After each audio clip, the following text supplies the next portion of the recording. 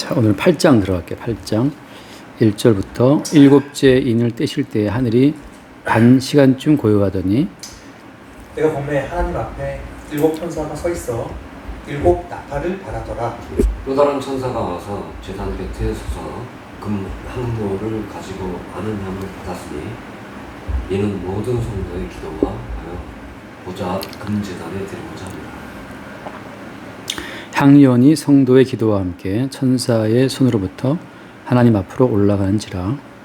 천사가 향로를 가지고 제단에 불을 담아다가 땅에 쏟으매 우레와 음성과 번개와 지진이 나더라. 네. 일곱째 인을 떼실 때, 그러니까 지금 그 6장에서 하나, 둘, 셋, 넷, 6장까지 다 뗐죠. 인을 다 뗐어요. 다 떼고, 자, 7장 들어와서 뭐가 있었죠? 인치는 사건. 그래서 12지파 12,000명씩 14만 4천 명 인을 쳤잖아요. 그러니까 6장과 7장 사이에 6째 인이 떼어지고 7째 인을 떼는 그 사이, 6째와 7째 인 그 사이에 뭐가 있어요? 인치는 사건이 있다고 하는 거죠. 그래서 6째 인과 7째 인 사이에 인치는 작업이 있어서 그 어린 양의 피에 옷을 휘게 된 자들이 나왔다. 14만 4천 명 나왔다는 하는 거. 자, 그리고 이제 7째 인을 떼실 때 하늘이 반 시간쯤 고요했잖아요. 고요하고 나서 어떻게 됐어요? 고요하더니만 2절 말씀 보니까 하나님 앞에 7 천사가 7 나팔을 받았다고 나오죠. 그래서 이제 요 사건 7 인으로서 모든 것이 끝장나느냐라고 생각했는데 어때요? 7째 인을 딱 떼니까 어때요? 7 나팔이 또 나왔다고 하는 거죠. 마치 이제 제가 비유할 때는 이제 안테나 뽑을 때 안테나 뽑으면 또 이렇게 뽑이 나오는 것처럼 안테나 뽑혀 나오는 것처럼 7째 인이 끝인가 싶었는데 또 쭉 뽑으니까 어때요? 나팔이 또 나온 거죠. 나팔이. 그것도 그냥 또 어떻게 나중에 나오지만 7 나팔도 뭐 어떻게 돼 나중에 또 나와요. 대접이 또 나와요. 대접이. 그러니까 7째 인을 떼니까 7 나팔이 나오고 7째 나팔을 또 떼니까 마지막에 나팔을 부니까 마지막에 7 대접도 나온다는 거죠. 나온다고 하는 거죠. 그러니까 이건 뭘 말하는 건지 하면 사실은 어때요? 전체 모든 것이 그러니까 7째 대접까지 모든 게 다 어디에 포함되어 있는 거예요? 7째 인에 다 포함되어 있는 거예요. 결국은 그러니까 모든 인류라고 하는 것은 7째 인의 재앙에 다 들어있는 거죠.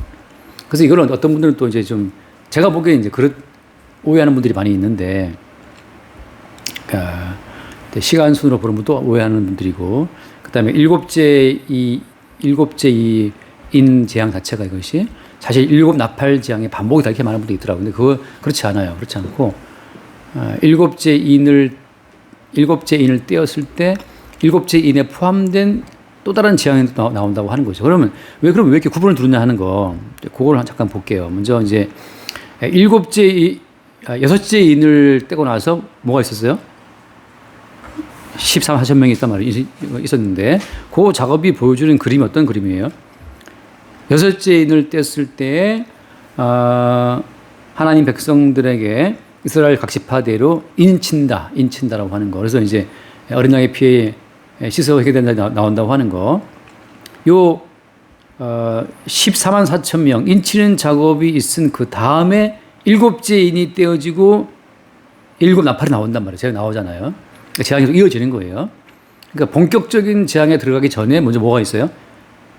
인치는 작업이 있었고 인치반자가 나온다고 하는 거죠. 그래서 한번 제가 이런 모형 그림을 잠깐 말씀드려 볼게요. 창세기 45장에 보면 창세기 45장에 요셉이 자기의 정체를 밝히고 형들한테 아버지를 모셔오라고 말하는 장면이 있잖아요. 창세기 45장을 보게 되면 자, 창세기 45장 11절 말씀 한번 읽어보세요. 11절에 흉년이 아직 5해가 있으니 내가 거기서 아버지를 공양하리이다. 아버지와 아버지의 가족과 아버지께 속한 모든 사람에게 부족함이 없도록 하겠나이다 하더라고 전하소서. 여기서 지금 흉년이 아직 어때요? 남아있는 게 5해가 남아있다 하잖아요. 그러니까 지금 7 흉년 가운데서 7 흉년 가운데서 지금 두 번째 흉년이 지나갔을 때 누구를 모셔오는 거예요? 아버지 야곱과 이스라엘 전체 지파를 다 애굽 땅으로 옮겨오는 거죠. 그리고 고센 땅에다가 살게 하잖아요. 그런 것처럼 지금 7흉년 가운데 두 번째 흉년이 끝났을 때 이스라엘을 구별해서 애굽 땅에 몰래 정착을, 몰래가 아니죠. 애굽 땅으로 다 이주하게 해서 그들을 보호하는 것처럼, 그러니까 이스라엘은 지금 애굽 땅에 들어온 상태에서 어때요? 아직 남아있는 다섯 해의 흉년을 견디는 거예요. 누구의 보호 가운데? 요셉의 보호 가운데. 그래서 그렇기 때문에 잠깐 다시 돌아볼게요. 돌아오게 되면 거기 7장에서 요한의 7장 말씀 보면 14절 이하의 15절 말씀 보고 15절 말씀. 그러므로 그들이 하나님의 보좌 앞에 있고 또 우리 성전에서 밤낮 하나님을 섬김에 보좌에 앉으신 이가 그들을 위해 영광하시니 16절. 그들이 다시는 줄이지도 아니하며 목마르지도 아니하고 해나 아무 무거운 기온에 상하지도 아니하느니. 네, 그러니까 줄이지도 않고 목마르지도 않고 해나 뜨거운 것에도 상하지도 않고, 그리고 어때요? 그다음 말씀 보면 나오지만 보좌에 계신 그 어린 양이 목자가 되어서 그들을 생명수에 인도한다고 하잖아요. 그러니까 그들의 눈에서 어떻게 눈물을 씻어준다 한단 말이죠. 그러니까 그러니까 이스라엘 지파가 요셉의 인도를 따라서 애굽으로 이주한 그 다음에 이제 5해 동안 남아있는 기간 내내 내내 이스라엘은 어때요? 그 고센 땅에 머물면서 줄이지도 않고 목마르지도 않고 목자가 된 요셉의 품에 의해서 살아간단 말이죠. 그러니까 이것은 6째 인을 떼고 나서 일어난 사건이고, 이제 이렇게 야곱 이스라엘 식구들을 몽땅 애굽으로 이주시킨 다음에 요셉의 보호하에 완전히 그들을 집어넣어서 이제 그들 위에 장막을 쳐서 그들을 지키고 보호하는 것처럼 6째 인을 떼고 나서 인침받은 13만 4천 명 가운데는 뭐가 있다는 거예요? 주님의 보호하심이 있다고 하는 거죠. 이게 무슨 말인가 하면은 이제 인침받은 백성들 같은 경우에는 이제 계시적인 삶을 살게 돼요. 계시적인 삶. 그 말이 무슨 말인가 하면 계시의 세계의 실체가 역사의 세계를 살고 있는 인침받은 백성들의 삶 가운데 어떤 힘을 미친다고 하는 거거든요. 바꿔 말하면 그냥 보좌에 계신 어린 양의 부요함이 그들의 부요함이 되는 거예요. 보좌에 계신 어린 양의 지혜가 그들의 부요함이 되는 것이고, 그러니까 계시의 세계에서의 어떤 실체가 그들의 이루어지는 것을 말하고 있는 거죠. 요셉이 지금 기근을 넘기는 이 모든 지혜는 어디서 온 거예요? 요셉의 기근의 지혜는 어디서 온 거죠? 그 뿌리가 하늘에서 온 거잖아요. 주님부터. 그런 것처럼 하늘에 있는 그 계시의 세계의 실체가 그들 가운데 나타나고 이루어짐으로 살게 되는 자들이 인침받은 이들의 삶이라고 하는 거예요. 그러니까 엄밀히 말하면 이스라엘 자손들은 7년 기간 동안 다 죽을 수 있었거든요. 근데 두 번째가 되었을 때 요셉이 다 끌어들여가지고 이제 하늘의 지혜로 그들을 살게 하는 것처럼 인침받은 14만 4천 명이라고 하는 이 사람들은 이제 언약의 숫자이기 때문에 언약의 숫자이긴 하지만 이들은 주의 장막이 그들 위에 쳐져 있어서 줄이지 않고 말하지 않고 살아간다는 사실을 보여주고 있는 거예요. 이 사실을 한 번 더 보여주면 잠깐 말씀 볼게요. 출애굽기 말씀은 출애굽기 8장 말씀을 볼게요. 출애굽기 8장. 자, 20절 말씀도 보면 20절.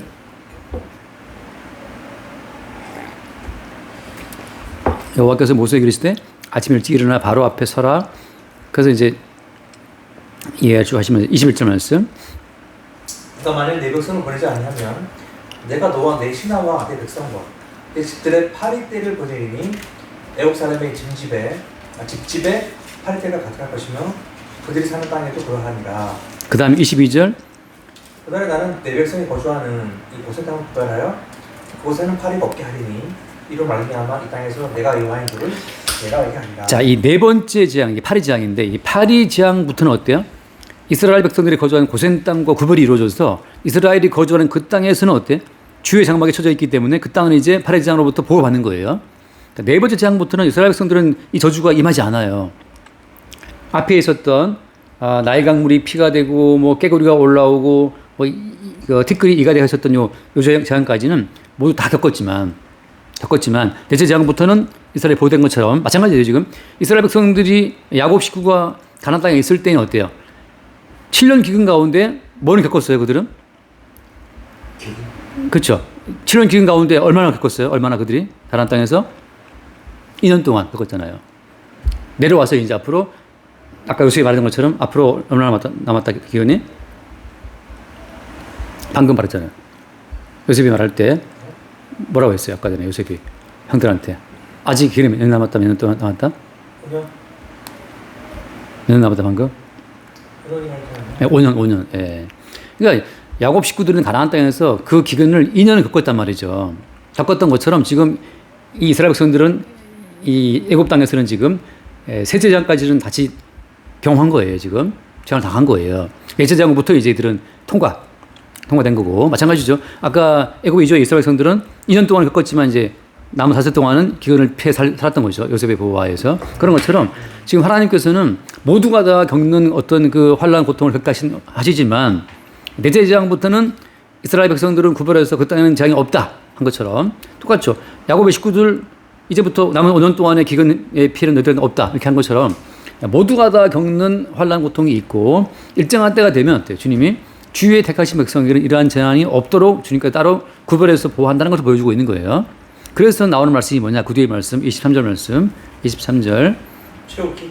네, 출애굽기. 내가 내 백성과 네 백성 사이를 구별하리니 내일 이 표징이 있으리라 하셨다. 네, 내 백성은 이스라엘 백성이고 이 백성은 바로 애굽의 바로 백성들인데 그러니까 이제 애굽 백성들과 이스라엘 백성 사이를 구별하겠다. 무엇으로? 재앙이 이제부터는 너희들한테는 있고 이쪽은 없다라고 하는 것으로 구별하는 것처럼 말이죠. 똑같죠. 이제 애굽으로 이주했던 그 야곱 식구들한테는 이제 기근의 재앙이 의미가 있어 없어요? 이제 없죠. 요셉이 보호하니까 2년 동안은 극심히 겪었지만 그 다음부터는 안 겪는 것처럼 똑같이 지금 앞에 있었던 이 세 가지 재앙을 겪었지만 넷째부터는 없는 것처럼 이게 말하면 이제 7째인 재앙 가운데에서 그렇죠? 6째인 때까지는 어때요? 다 같이 겪는 거예요. 그 과정 가운데에서 6째인을 떼고 나서 이제 13만 4천 명이 구별되는 것처럼 그때부터 그들한테 장막이 쳐져지고 이제 목마르지 않고 두리지 않고 그 해나 뜨거운 곳이 상하지 않는다는 말씀처럼 이제 보호받는 거죠. 그러니까 7 나팔 재앙부터는 어때요? 나팔 재앙부터는 인침받은 백성들에게는 이 고통 자체가 큰 의미가 없어요. 자, 이제 여기서 조심해야 되는 것이 무슨 말이냐. 그러면 아무 고통이 없단 말입니까? 그건 아니에요. 무슨 말인가? 아까 제가 잠깐 언급했지만 이제 계시적인 삶이라는 걸 제가 말씀드렸는데 이게 참 중요한 거예요. 그러니까 계시의 세계에서 어린 양의 부요함이 실체화가 되어버리면 어떻게 되냐면 말하자면 나사로 거지처럼 거지로 살아도 어때요? 그 거지의 삶이 아무런 문제가 돼야 안 돼요? 문제가 안 되는 거예요. 이걸 말하는 거예요. 자, 바꿔 말하면 돈이 아무리 많아도 제가 지난주에 얘기했잖아요. 오후 예배 때 얘기했나? 너희의 복을 내가 저주한다 그러거든요. 너희의 복을 내가 저주하겠다. 그러면 건강한 사람이 복이라고 하잖아요. 근데 그 건강 자체가 저주가 돼요. 돈이 많으면 복이라 하잖아요. 근데 주님께서 어때요? 내가 너희의 복을 저주하게 되면 그 돈 많은 게 저주가 된다니까요. 그런 것처럼 이제 계시의 세계의 어떤 그 삶이 실체가 된 사람 입장에서는 돈이 없어도 그 돈 없음이 그에게 아무런 장애가 안 되고 문제가 안 돼요. 안식이 들어온 거예요, 벌써 그게 이제 안식에서 살고 있는 것인데 그 삶을 두고 하는 말이죠. 돈이 많은 사람은 주님께서 그 돈 많은 걸 저주해 버리면 그 돈 많은 것 때문에 그가 평생 고통을 당해요. 뭐 전 잘 모르겠지만 뭐 최태 SK 뭐죠 거기 이혼 소송 있잖아요. 그래서 저는 모르겠어요. 그게 과연 그 돈이 많은 게 때로는 오히려 불행한 삶을 살게 되는 원인이 되기도 하죠. 그런 삶을 말하는 거란 말이죠. 그러니까 야곱이 요셉을 만남으로 말미암아서 모든 눈물이 씻겨지면서 요셉이 살아 있었구나 한 것처럼 이제 예수님과 그 다음에 예수님이 부활 승천했다는 그 하나님 나라라는 것이 없는 줄 알았는데 진짜 예수님이 계셨고 진짜 예수님이 계신 천국이 있다는 사실을 알 때 그리고 진짜 그 인간의 인식이 요셉은 죽었지 요셉은 없어 라고 했었는데 그 없다고 생각했던 요셉으로부터 뭔가 날아왔잖아요. 날아오고 5년 동안의 기근 자체가 요셉으로부터 다 제공되고 그런 것처럼 남들이 볼 때는 예수가 어디 있냐 하나님 어디 있어요 말하는데 그 다 죽은 줄 알고 있었던 그 예수로부터 내게 이들이 알지 못하는 어떤 평안에 주어지고 담대함이 주어질 때 그때 그들의 눈에서 눈물이 제거되는 거란 말이죠. 그걸 말하고 있는 거예요. 이게 이미 어때요? 이미 이들은 이미 이 땅에 있지만 천상의 삶을 살고 있는 거죠. 그러니까 예를 들어서 그거 한번 잠깐 읽어보고 넘어갈게요. 하박국서를 보면 이제 이게 계시의 세계, 계시의 삶이 실체화된 사람의 고백이 이런 고백이란 말이지. 하박국 3장 몇 절이죠?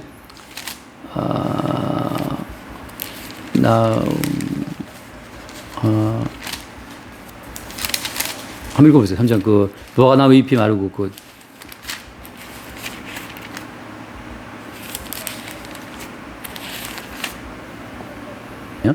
3장 17절 말씀 볼까요? 17절. 비록 무화과 나무가 찾으셨어요? 3장 17절. 네, 못 찾았어요. 네, 1306페이지. 1306페이지. 예. 비록 무화과 나무가 무성하지 못하며 포도나무에 열매가 없으며 감람나무에 소출이 없으며 밭에 먹을 것이 없으며 우리의 양이 없으며 외양간에 소가 없을지라도 그다음 보세요. 나는 여호와로 말미암아 즐거워하며 나의 구원의 하나님으로 말미암아 기뻐하리로다. 예. 이게 말도 안 되는 소리예요. 왜냐하면 매출이 없어. 포도나무를 키웠는데 열매가 없고 감람나무를 키웠는데 소출이 없고 밭에 먹을 것이 아무것도 없고 우리의 양은 다 집 나가 버렸고 외양간은 소도 집 나가 버렸어요. 그런데 뭐 때문에 기뻐한다는 거예요? 여호와로 말미암아 즐거워하고 하나님으로 말미암아서 기뻐한단 말이죠. 이러한 삶 자체가 이것은 이 역사적인 주체로서는 이 삶을 이해할 수 없어요. 역사를 사는 사람들은 소출이 있어야 기쁘고 열매가 있어야 기쁘고 우리 양은 있어야 되고 양과 소가 있어야 기쁜 거지. 이랬으면 월급이 들어와야 기쁜 것이고 돈이 있어야 즐겁죠. 근데 이게 무슨 말도 안 되는 소리예요. 소출이 없는데 어떻게 기뻐하냐고. 근데 7년 기근이 애굽을 휩쓸면 다 죽는 것처럼 단지 어때요? 요셉이라고 하는 계시의 세계에서 날아온 그 지혜로 말미암아 준비된 자로부터 주어지는 감추어진 양식이 없는 사람들은 다 죽는 것처럼 지금 계시의 세계의 실체를 겪는 사람들은 여호와로 말미암아 즐거워한다는 거죠. 그리고 그 뒤에 말씀 마지막 볼게요. 19절 말씀. 주 여호와는 나의 힘이시라 나의 발을 사슴과 같게 하사 나의 높은 곳으로 다니게 하시리라. 네. 이게 염소나 사슴 이런 것 보면 다 이제 가끔 염소도 보면 엄청나게 절벽에 다니더라고 진짜. 그러니까 90도 절벽을 가더라고요 염소는. 근데 그런 것처럼 사슴도 마찬가지인데, 그러니까 사람들이 역사적인 주체가 따라올 수 없는 영역 어떤 그 세계를 말하는 거거든요. 그 자체가 이제 말하자면 죽임당하신 어린 양은 능력과 부와 지와 힘이 있잖아요. 그러니까 그분의 능력이 나의 능력이고 그분의 부여함이 나의 부여함이 된다는, 그분의 지혜가 나의 지혜가 된다고 하는 그 계시의 세계와 나의 세계의 연결선에 있는 사람들이 인침받은 사람들이라고 하는 거죠. 역사적인 세계에서 다 끊어진다 하더라도 어때요? 계시의 세계에 주어지는 그것으로 말미암아 사는 자들이 인침받은 자들이에요. 예. 이걸 바울은 뭐라고 표현해요? 이거 잠깐 시향기 성경의 표현 읽고 넘어봅시다. 갈라디아서 6장을 잠깐 봐요. 갈라디아서 6장 한 번 더 보면 6장 14절 말씀. 6장 14절. 갈라디아서 6장 14절도 들어본 말이다. 엄청 많이 들어봤죠. 예, 거의 외울. 예수 그리스도 외에 십자가를 입고 사는 것이 없으니 그리스도로 말미암아 세상이 나를 대하여 십자가 못 박히고 내가 또한 세상 나를 대하였다. 예, 그러니까 십자가에 내가 못 박혔다고 하는 것은 무슨 말인가 하면 세상이 나를 대해 못 박혔다고 하는 거. 그러니까 세상과 내가 어때요? 이건 세상과 내가 일치되는 어떤 그런 게 없어요. 왜 세상에서는 무화과나무에 소출이 있어야 되고 열매가 있어야, 포도나무에 열매가 있어야 하고 양소가 있어야 되고 로봉투에 뭐 월급이 있어야 되고 계좌에 돈이 있어야 되는데 세상은 그러한데 내가 못 받겠단 말이죠. 이제는 다른 출처는 뭐예요? 계시의 세계에서 날아온 그 지혜가 요셉으로 하여금 7년 기근 가운데에도 살 수 있는 새로운 어떤 그 양식을 구비했던 것처럼 다른 출처가 와 있단 말이죠. 그 다른 출처로부터 주어진 그 계시의 출처로부터 온 능력과 부와 지혜로 살아가는 자들이 인침받은 14만 4천 명이고 이게 이스라엘 백성이라고 하는 거죠. 그래서 그때부터 이제 넷째 장부터는 바로의 백성, 애굽 백성과 이스라엘 백성을 구별한다고 말할 때 이 구별이라는 이것은 자체는 그렇죠. 죽음이죠. 세상이 바라볼 때는 저들도 다 죽었네라고 하는데 사실은 다른 차원의 삶이 다른 차원, 계시적인 삶이 그들 가운데 주어져 있음을 말하고 있는 거예요. 돌아와서 이제 계시록 이제 8장 다시 돌아가 보게 되면 그러니까 지금 이 구조는 그래요. 한 번 더 요약하면 요한계시록이 간단해요. 어떻게 보면 3장까지는 어때요? 3장까지는 7교회에 나왔죠. 그죠? 그다음에 4장, 5장은 뭐예요? 4장, 5장은 천상세계, 천상의 세계에서 벌어지고 있는 이미 이루어진 어린 양 중심으로 완벽하게 모든 이루어진 천상세계를 보여주고 있는 거 4, 5장은 이제 어떻게 6장 때부터 이제 6장 때부터 천상세계의 그 성취의 그 완전함을 가지고 지상세계의 불완전함을 때려 부수는 거란 말이죠. 그 때려 부수는 그 과정 가운데 여섯째 인을 뗀 다음에 뭘 해요 이제? 그때 택한 백성을 구별한다고 하는 거. 그죠? 똑같죠? 7년 기근 작성한 다음에 둘째 기근까지 때려 부순 다음에 둘째 기근 끝나자마자 바로 저기 야곱 식구들을 따로 구별해 갖고 보호하는 것처럼 똑같죠? 10번의 재앙이 저기 애굽 땅에 몰아치는데 10번의 재앙 가운데서 셋째 재앙까지는 다 겪지만 넷째 재앙부터는 다시 이스라엘을 따로 구별하는 것처럼 그렇게 해서 지금 구분하고 있다는 말이죠. 그러니까 제가 보기엔 엉터리는 어떤 분들이 이걸 보고 나서 아무튼 제가 들었던 엉터리 말 가운데 하나는 일곱 인 재앙과 나팔 재앙이 같은 반복이라는 말을 제가 들어서 그건 아니라는 거죠. 그래서 이제 요 6장에 들어와서 열쇠인 떼고 그다음에 어때요? 7장에 들어와서 막간에 들어와서 택한 백성 쫙 구분해내고 다시 이제 8장 들어오자마자 어떻게 돼요? 일곱째 인을 떼실 때 하늘이 반시 동안 고요하다. 이 고요함 자체는 이제 나팔 재앙을 준비하는 고요함이에요. 이제 이게 끝인가? 일곱째 인을 뗐으니까 이제 모든 환란은 종결되었나? 이제 더 이상 환란이 없는 것인가? 라고 하고 있었는데 어떻게 돼요? 내가 몸에 하나님 앞에 7 천사가 서 있어 이 나팔을 받았더라. 다시 이제 시작되는 거죠.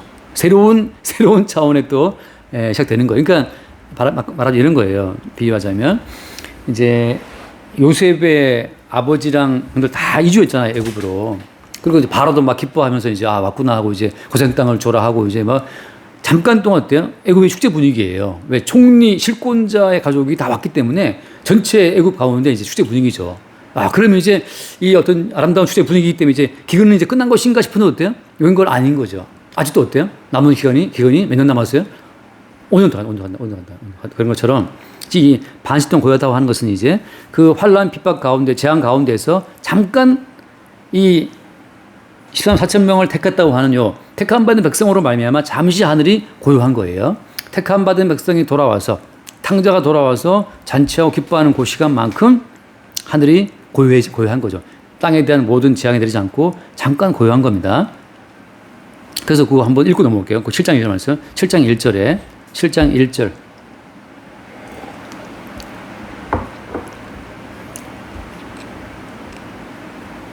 아무도 안 읽었어요. 이후에 네.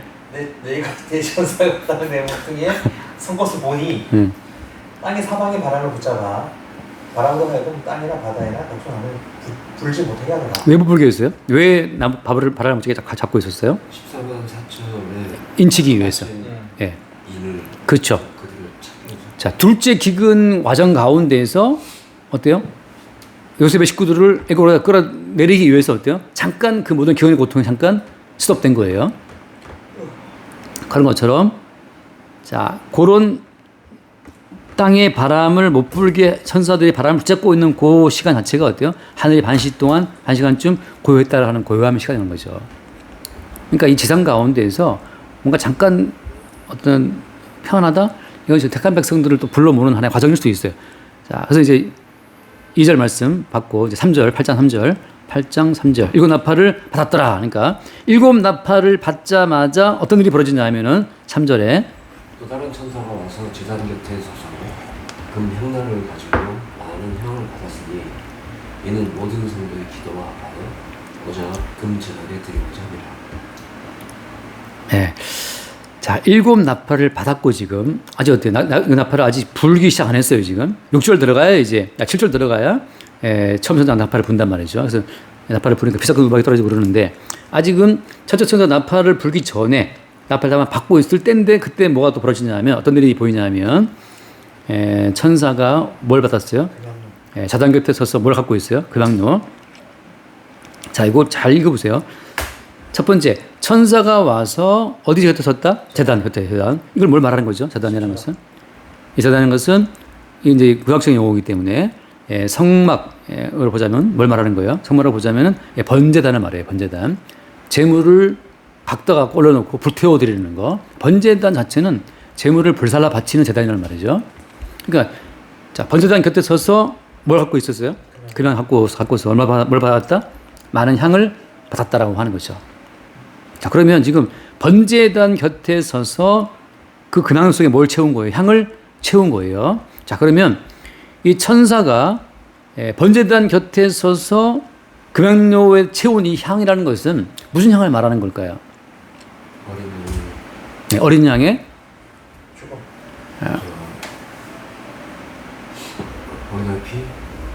피는 피고 향은 향이기 때문에 다른 건 한데 예수님이 십자가에 못 박혀 풀리기 전에 굉장히 많은 기도를 해요.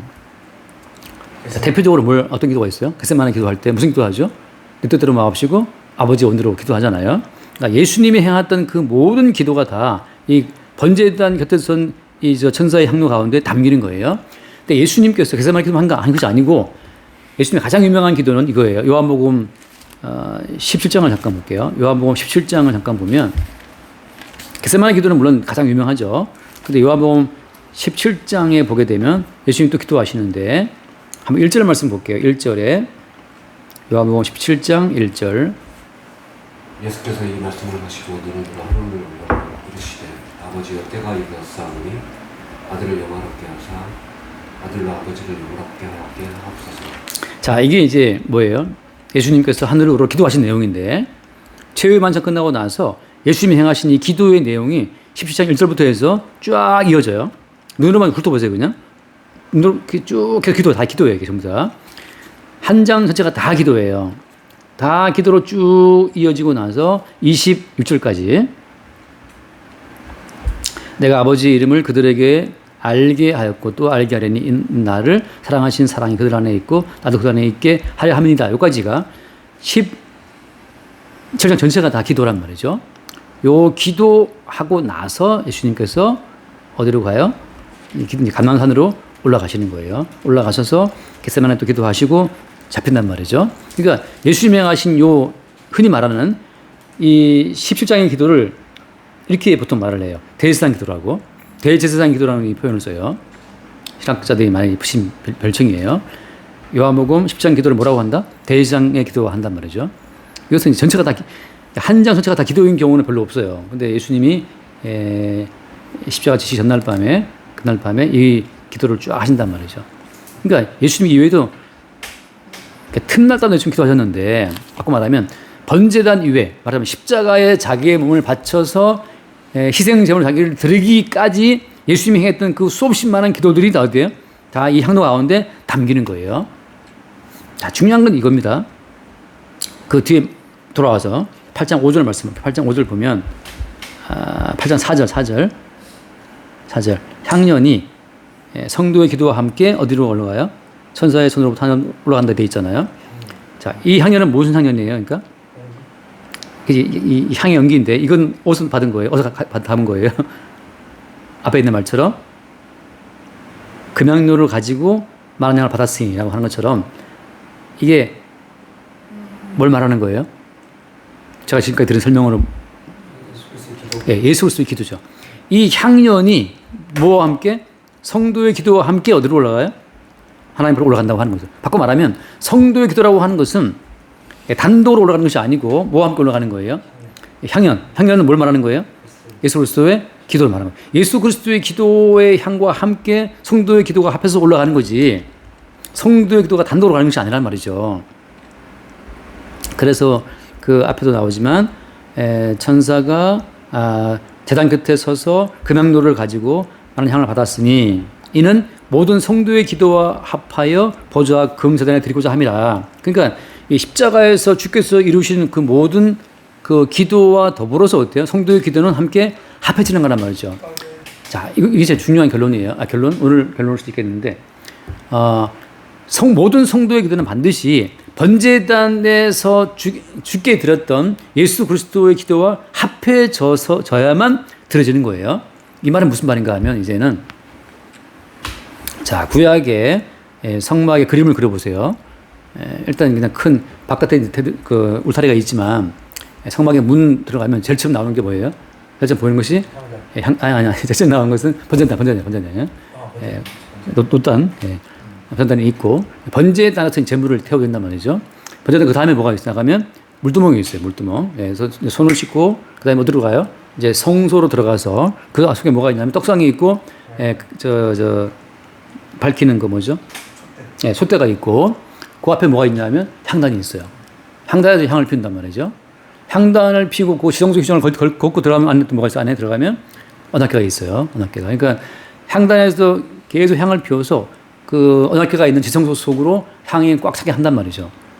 그게 이제 말하자면 기도가 올라가는 건데, 자, 그런 구조인데 하나님의 불이 어디로 떨어졌어요? 제일 처음에?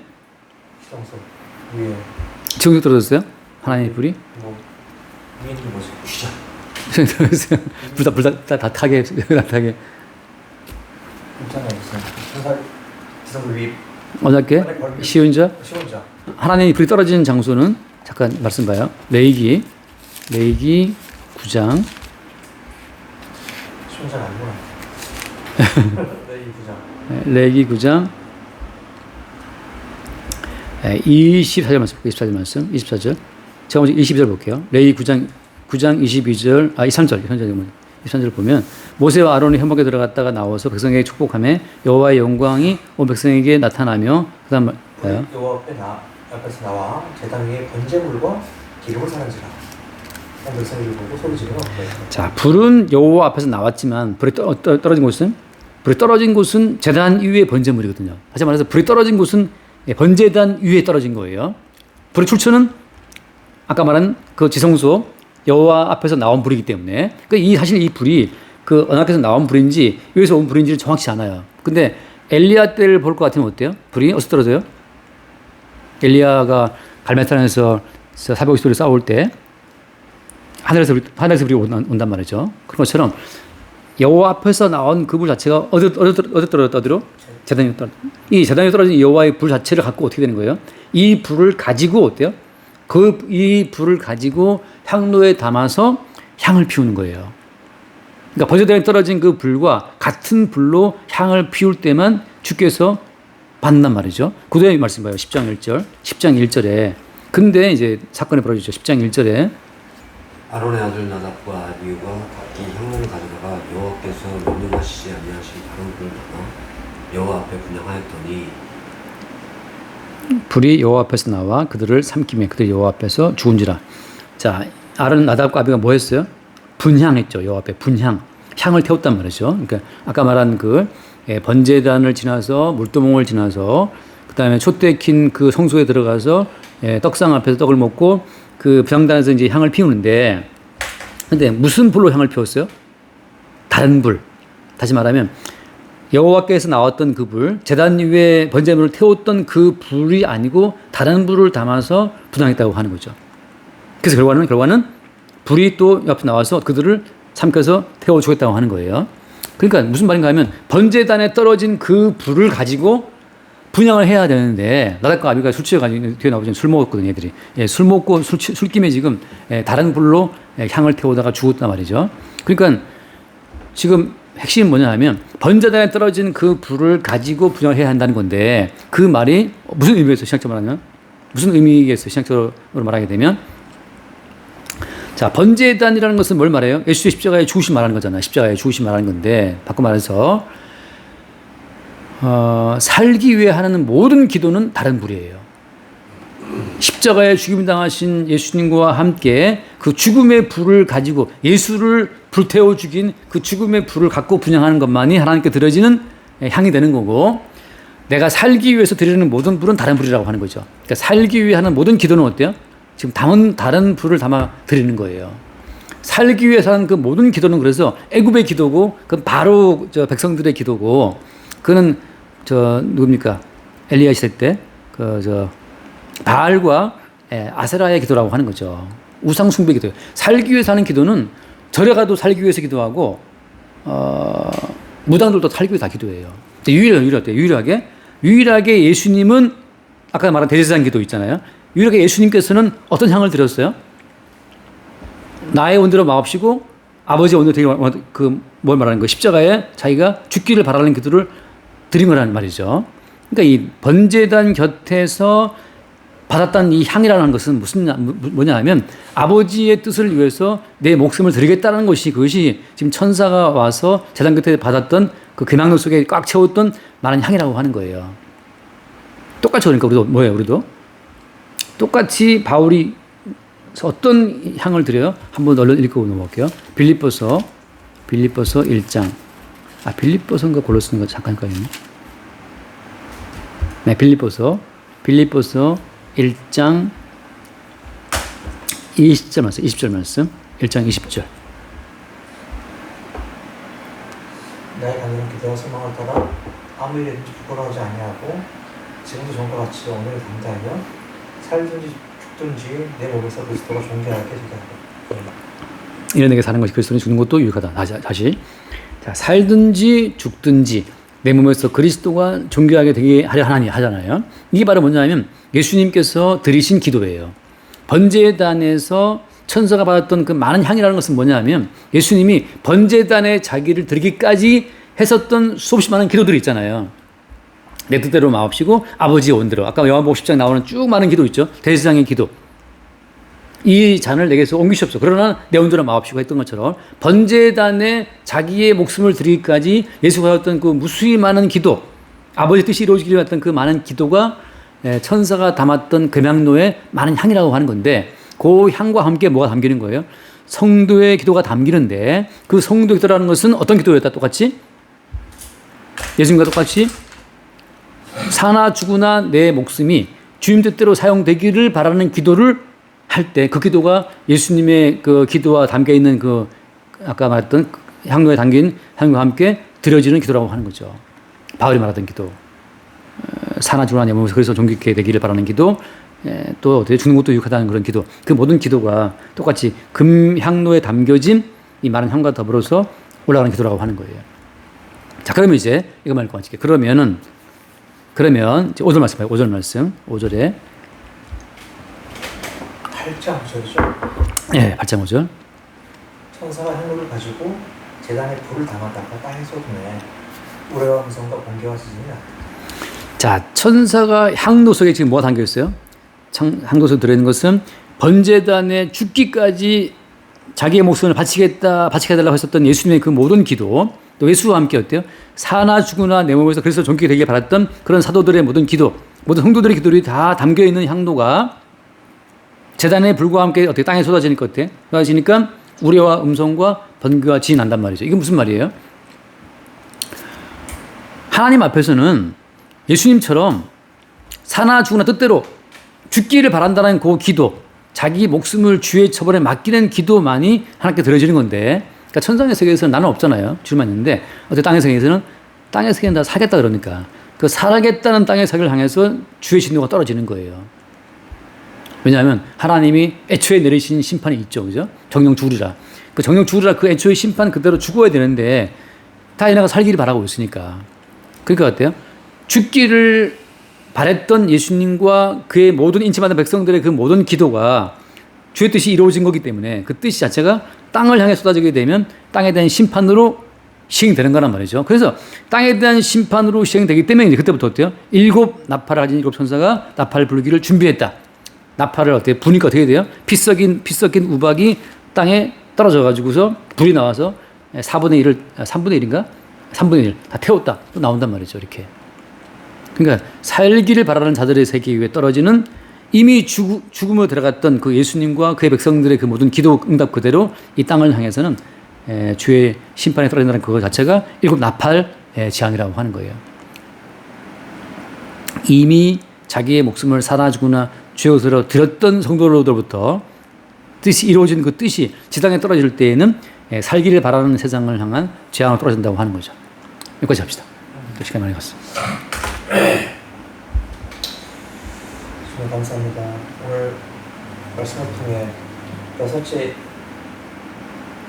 인이 떼어지고 주의 백성이 구별되어지는 그런 그 원리를 보게 됩니다. 장막이 채워지고